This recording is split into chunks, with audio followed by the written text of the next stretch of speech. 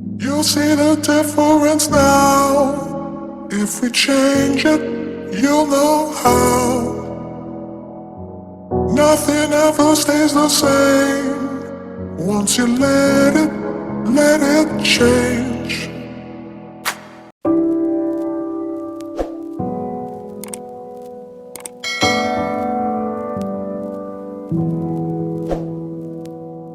大家好，欢迎回到不到 Shock。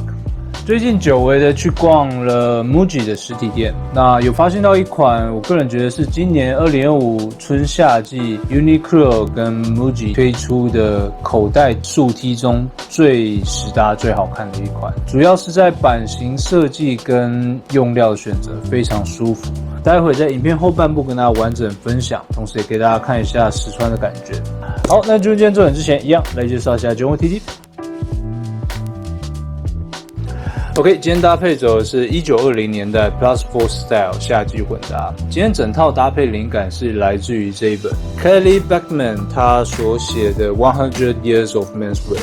这一本真的蛮推荐的，基本上就是从1900年代到近代男装的演变史的一个很重要的一个参考书，知识量很够的一本，大家有兴趣的话可以找一下。今天的搭配灵感就是看到这一张。这个是1926年当时英国剑桥大学生他们的一个穿搭方式，穿搭风格就是称之为 Plus 4 Style。那这个 Plus 4 Style 的话，其实还蛮有趣的。实际看一下他们这种搭配风格，是不是跟我们现代蛮喜欢的这种 balloon pants 的混搭方式蛮类似的？应该多少都有参照过去的设计来做改良。那这个 Plus 4 Style 的话，其实还蛮有趣的。大约从1860年代开始就有这样的穿搭方式，最早是运动员会这样做穿搭。Plus 4 Style 的话，顾名思义就是加4寸的，加4英寸，意思就是在膝盖以下10公分的这个长度。他们这种穿搭风格就是裤装选择很宽松的这种宽版设计，同时长度部分大约在膝盖以下4寸，也就是10公分左右。底部的话会有做纽扣调节，可以束紧，然后你再穿个长袜套起来那种感觉。像照片这个年代1920年代这个时期，主要是当时的高尔夫球员会做这样的搭配，后来就渐渐流行到他们的年轻人当中，所以像这个剑桥的大学生，他们也是用这样的搭配方式来做日常休闲混搭，所以穿起来的效果，我个人非常喜欢，跟近代的这种搭配风格蛮相似。我们没有这种 Plus 4 的当时的这种定做裤装，可是我们有 balloon pants， 所以今天搭配的裤装的部分，我就选用 Yohji Model 的 14 Tuck balloon pants 来做出这样的 Plus 4 Style 的混搭风格。Yohji 的 balloon pants 的话，确实裤长的部分也非常多种，个人是比较推荐尽可能是可以露出脚踝一截的这种长度是最好看的。皮鞋部分同样是 Ferragamo 的 Loafer， 今天还有准备一款很推荐的皮鞋给大家参考。今天的搭配原先是想要用这一款 Yohji Model 的 Y3， 它所推出的一个经典款设计。那因为这一双的状态真的很漂亮，所以舍不得给它落地来混搭，不然其实原先我是想要用这一双来做搭配。这款是 Y3 Yohji Pro High Cow High Sneakers， 算是 Yohji 它在 Y3 所设计出的很经典的款式。不过这个版本的话，其实市面上蛮少见的。版型设计上是选用 Adidas 他们最经典的贝壳头的这个设计，不过在面料部分，它选用 Cow High 顶级牛皮材质拼接这个麂皮材质来做搭配，背后也是采用麂皮材质，在整个轮廓设计上来说非常低调高质感，那确实也比较符合 Yohji Model 他们的这种暗黑系列的质感搭配，在实穿上真的非常高质感。其实看一下细部影片也可以感受到它的面料设计上选用的都非常好。在鞋舌部分，它有选用 Y3 的这个压印设计，所以实际穿起来也算蛮明显的，那也很质感。近代还有推出类似款式，不过它压印的部分是选用白色的，那其实黑色的话我觉得更加质感，比较不会太突兀的那种感觉。那另外这一双最特别就是侧边部分，侧边部分它有在多烫印 Yohji Model 亲笔签名招牌 logo， 右脚也是。在鞋底的部分有 Y3 的刻印在底部，我很喜欢这样低调、重视细节的这种设计风格。整双状态来说，真的维持得非常漂亮，底部也完全没有任何磨损，几乎看不到有使用痕迹啊。内侧鞋垫的部分也是采用白色，有做 Y3 刻印的真皮鞋垫，所以穿起来的舒适度真的非常推荐。这一双是 US 9.5 JP 27.5公分，我平常是穿 Nike 的 US 10，基本上实穿这一双9号半，穿起来非常刚好，就是我的 size 感。如果尺寸跟我差不多的话，那可以参考看这一款，在市面上真的蛮少见的。今天的搭配换上是这一双右级的 Pro High 的话，个人也是觉得非常推荐，整体穿起来感觉也很对味。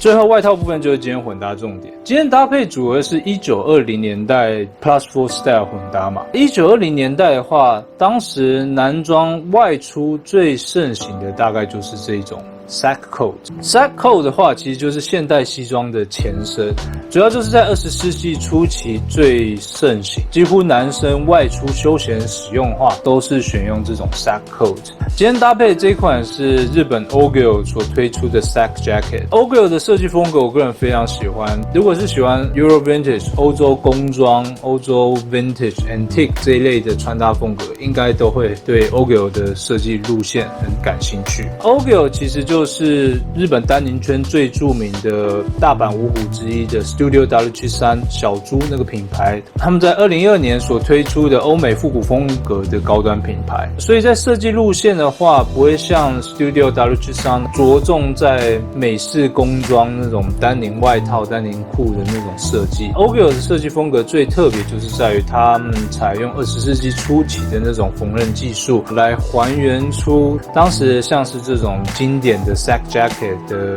轮廓还有细节 detail， 算是个人很推荐的日本小众品牌。今天搭配的这一款是 Ogio Hemp Sack Jacket， 虽然是他们最畅销的版型设计之一，不过今天介绍这一件是采用 Hemp 面料， Hemp 也就是大麻面料，整体面料部分采用37%大麻混63%的亚麻。大麻面料优点就是更加滑顺舒服，在光泽的呈现上更加漂亮，实穿是比一般的亚麻更加亲肤舒适，再加上天然亚麻有这种高透气除臭的效果，所以是非常适合夏季使用的这种外套面料材质。Ogio 选用的面料真的是非常舒服，那也很顶级。这件整体状态是近新品等级，原先的商品标签也都还没有拆掉。那 Ogio 的单品中，我个人最推荐的绝对是这种 Sack Jacket。Sack Jacket 的话，纽扣部分是采用4扣设计，采用这种金属的高质感刻印纽扣，毕竟是选用4扣的设计，所以上半部的开叉就会比较小，看起来的轮廓感觉就更加有特色。同时，最大的不同点就是在于曲线的设计。很多设计师品牌像 Yohja Momo 的话，主线的外套很多也都是采用这种 Sack Jacket 的轮廓设计，所以用这种 Sack Jacket 的大麻面料来混搭 Yohja Momo 的 Balloon Pants 的话，混搭起来非常和谐自然。Sack Jacket 的这个弧线设计，除了自然放下来很漂亮之外，最大的特色也是我最推荐，就是在于插口袋的画面。无论你只有插一点点，或是整个插进去的那种感觉，有没有注意到插口袋之后，很明显的这个曲线的部分可以很漂亮的向外突出的那种感觉，呈现的效果我觉得是非常推荐。那也跟一般现行的这种西装外套感觉是非常不一样。那这是3扣的情况下，你也可以4扣，全扣感觉也很推荐。全扣之后是不是可以完整的看出它的轮廓的感觉？侧边的效果也很漂亮。背部的这种曲线也很自然，整体轮廓是采用很标准漂亮的 A-line 的这种轮廓来做设计，视觉效果非常有特色，那看起来非常质感。再加上 Ogio 的这一件的话，我选择的是 size 42，基本上是一般平常穿 XL 的那种 size 感，比较宽松的感觉，看起来就不会那么正式，那么有现代西装的那种感觉。你也可以扣2颗，依照你选择扣的方式，开叉的感觉就完全不一样。你看扣2颗感觉是不是又更加开，又更加自然？当然你也可以扣1颗，是不是感觉都完全不一样？全部都解开的感觉，像这样。全部解开的话，你看很明显的可以注意到上面的翻领的部分是短短的，是不是就很有设计感？所以四扣的感觉真的很特别。近代除了比较顶尖的设计师品牌会玩出这样的设计之外，其实几乎看不到这一类 sack jacket 的版型设计。像 Ogier 他们专注在20世纪的这种设计风格的话，我觉得是很有趣，那也很值得推荐的一款。另外这件袖长稍长一点，那我稍微卷个2折，这样子刚好还可以露出内衬的部分。这一件 sack jacket 好处就是它虽然是选择这种麻质类的面料当主体，可是麻质类的话可能就会比较有点瘫软的那种感觉，这个时候内衬就很重要。像这一件的话，它内衬手臂的部分都是选用这种缎面内给它做撑起来的那种效果，再加上它的缝纫技术也是选用比较传统欧洲的缝纫法，让肩膀处这边有做微凸的感觉。这种缝纫设计看起来就有当时的 sack jacket 的味道，同时也是不需要垫肩就可以呈现出这种立体漂亮的轮廓。内衬的部分选用纯棉的这种米白色调的内衬，可以注意到左侧有2个暗带，右侧的话也有一个暗带设计。正面采用3口袋的设计，这3口袋它们都是采用 flat pocket， 都是有做掀盖的设计。那你如果想要穿出稍微比较正式的感觉的话，可以把口袋放出来。我个人是比较喜欢口袋塞进去这种干净极简的画面，收纳量也很够，那再加上面料又非常舒服亲肤，轮廓设计上又这么有趣，个人非常喜欢的一款。那也是夏季想要穿出比较有特色、比较有个人风格，不妨可以参考看看这种20世纪初期很盛行的 sack jacket。最后饰品的部分，今天搭配的这种比较传统有味道的设计风格，当然要搭配一个比较高质感跟这个时期的组合是比较自然的表款。今天搭配的这一款是1991年10月所生产的 Secco Dolce。Secco Dolce 之前有介绍过，是我个人非常喜欢，过去在70、80年代所推出的算是高阶系列的绅士正装表款。之前介绍80年代那一款是金色的嘛，那这一次特别选择银色调，银色这一款混搭上非常实用，它是采用银色混金色调的这种组合，整个色调的组合上来说非常自然漂亮，整体状态来说维持得很漂亮，机芯的部分走时也非常精准，他们 Secco Dolce 真的是出了名的精准，1991年到现在准确度还是非常高。面盘部分选择很漂亮的这种细致轮廓，自然旧化的非常漂亮，细看有点那种粗糙纹理的那种感觉，日常搭配上来说，我觉得就可以很轻松的带出复古感。轮廓设计上又是典型的 Secco Dolce 方框的这种感觉，表壳部分也是采用 Tungsten Carbide 碳化钨，那也是当时最硬的表壳材质，所以非常耐用。另外镜面的部分也是采用 Sapphire Crystal 蓝宝石水晶玻璃，所以有抗刮耐磨的特性。蓝宝石水晶玻璃加上碳化钨的表壳，这样组合起来，这也是为什么1990年代用到现在状态还是可以维持的这么新这么漂亮。当时日本 Secco 的工艺水平真的是非常漂亮，精准的机芯跟这种面盘的处理。1991年10月所生产的这款 Secco Dolce 搭配在今天这种1920年代的组合上，完全毫无违和感，非常推荐的一款。表带部分可以做调节，基本上正常体型跟我差不多的话，应该都轻松可以驾驭，给大家参考看看。好，那今天的搭配风格就是这种1920年代 Plus Force 的独特的混搭方式，在夏季的话可以穿出很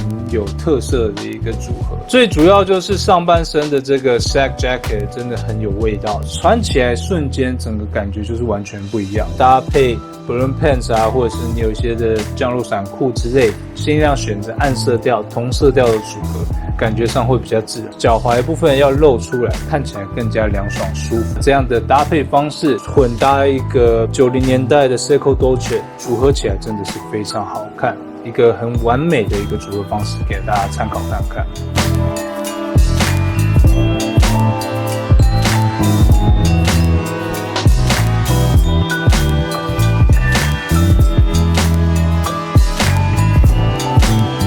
好，简单介绍今天搭配，那马上就今天重点跟大家分享这一次2025春夏季 MUJI 他们推出的口袋 T 中，我个人最推荐的款式。那今年最推荐的就是这款男两杆宽版 T 恤，他们推出了8种颜色。夏季最实用的颜色是摩卡棕，还有黑色跟白色。这件版型设计上来说非常推荐，它的面料非常冰凉舒服，算是蛮硬挺的材质。面料是采用50%棉混47%的聚酯纤维。比较有特色就是在于领子螺纹部分非常扎实舒适，整个轮廓设计上是偏 box 的版型，有点偏宽松绕肩式的那种 size 感，所以整体来说是比较符合现代的这种搭配风格。看一下尺寸表，基本上最推荐的绝对是在于衣长，最大的尺寸 XL， 肩宽58公分，胸宽63公分，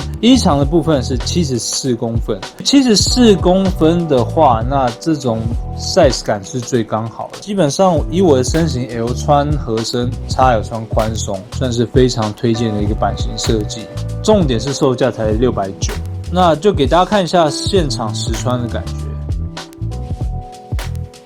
照片中实穿的就是两杆宽版短袖 T， 那是选择黑色的 XL size。那这件实穿的感觉是不是刚刚好的衣长？我觉得这一件最推荐就是衣长了。像我的身形，上半身比较宽大，那稍微有点肚子。以我身形平常多半都是挑 XL size， 不过很多时候 XL size 的衣长都很容易过长。像之前介绍 Roger Federer 联名的那一款的话，同样也是因为衣长过长，所以我才没有入手。以我们的亚洲人身形的话，选择 T 恤最重要的是衣长的 size 感。这件的话偏 box 的版型，肩部有点绕肩感，再加上胸宽、下摆宽都很宽松，然后衣长部分刚刚好，不会过长，这样的感觉是最刚好的。另外，我有穿白色的 XL size 给大家看一下这种 size 感。MUJI 的这一款白 T 的话，我可以说它绝对是可以单穿使用，毕竟它是口袋 T 的设计，前侧加装口袋就有修饰身形的效果，所以日常搭配上就比较不吃身形。这件推荐点就是在于它很凉爽，弹性度也刚好，再加上它的内衬的部分还蛮冰凉舒服。想要夏季穿出比较有点扎实的感觉的话，这一款口袋束 T 我觉得是非常推荐。这一款的话是全台门市都有贩售的常规单品，所以大家有兴趣不妨可以去现场套套看。OK， 那今天影片到这边，那今天就是快速介绍这一款非常实用的 MUJI 推出的口袋 T。夏季如果想要找束 T 的话 ，MUJI 的这一款真的非常推荐，颜色选择也很多，那 size 感又非常漂亮。再来就是跟大家介绍今天搭配组合，真的是很喜欢的一套组合。1920年代的这种 Plus Force 的 style， 那真的是很独特，那也很有历史背景的一套组合。最主要就是上半身这一款 Sack Jacket 真的很对味。之后有机会的话，会再多介绍一些 OGIL 他们推出很有特色的这些单品。另外还有跟大家介绍 Y3 Yuji Yamamoto 推出的那款中筒牛皮鞋，实用的这种 Superstar 的版型，再加上 Yuji 他们的用料选择跟拼接的设计，再加上它的独特签名的设计，全黑的面料混搭上，搭配今天的组合也绝对非常好看。最后就是1991年推出的 Seiko Dolce 这一款银色调跟金色调的组合，那在面盘的自然旧化，还有它的轮廓设计，再加上耐用的表壳跟蓝宝石水晶玻璃的组合，真的是很有特色，简单就可以穿出这种 vintage 的味道的一个组合。那今天这些单品连接部分我全部都放在下方介绍，大家有兴趣都可以参考看看。好，那今天频道这边呢，如果喜欢这一型穿搭影片或是公报界面的话，代表大家发下跟频道，并且开小铃铛呢，Instagram 时常更新穿搭照，也可以发我下，还有收购虾皮卖场近期的常新品，有兴趣的话可以逛逛 Shark。我们下期见。